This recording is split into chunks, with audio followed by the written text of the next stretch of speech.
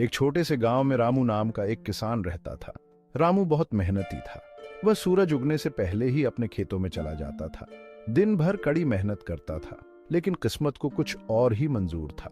रामू की फसलें बार बार बर्बाद हो जाती थीं। कभी बारिश नहीं होती थी तो कभी ओले पड़ जाते थे। रामू बहुत परेशान रहने लगा। उसके पास खाने को अनाज नहीं था। उसके बच्चे भूखे सोने लगे थे। रामू बहुत दुखी था। एक दिन रामू अपने सूखे खेत में बैठा रो रहा था। उसकी आंखों से आंसू बह रहे थे। उसका गला रुंध रहा था। वह भगवान शिव को याद करने लगा। रामू भोलेनाथ का परम भक्त था। हे भोलेनाथ, मुझ पर दया करो, रामू ने प्रार्थना की। मेरी फसलें बर्बाद हो गई हैं। मेरे बच्चे भूखे हैं। आप ही मेरी मदद कर सकते हैं। रामू ने सच्चे मन से प्रार्थना की। उसकी आवाज में दर्द साफ झलक रहा था। अचानक रामू को एक दिव्य प्रकाश दिखाई दिया।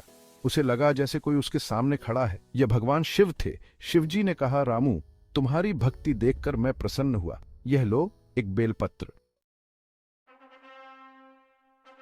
इसे अपने खेत में लगा देना। शिवजी ने कहा, तुम्हारी सारी परेशानियां दूर हो जाएंगी। रामू ने भगवान शिव का शुक्रिया अदा किया।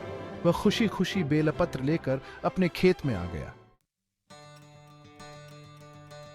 जैसे ही रामू ने बेलपत्र खेत में लगाया, चमत्कार हुआ। बारिश होने लगी। धरती हरी भरी हो गई। रामू की फसल लहलहा उठी। जल्द ही रामू के पास अनाज से भरे बर्तन हो गए। समय के साथ रामू अमीर हो गया। उसके पास बहुत धन दौलत हो गई। लेकिन धन ने रामू को लालची बना दिया। वह अब और मेहनत नहीं करना चाहता था। वह दूसरों का शोषण करने लगा।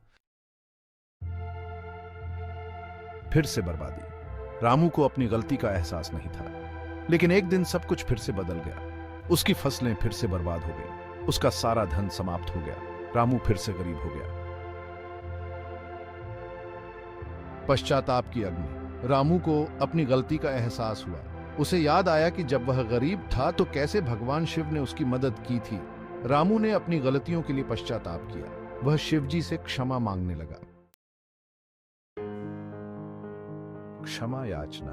हे भोलेनाथ, मैंने बहुत बड़ी गलती की है, रामू ने कहा। मैं लालच में अंधा हो गया था। मुझे माफ कर दीजिए।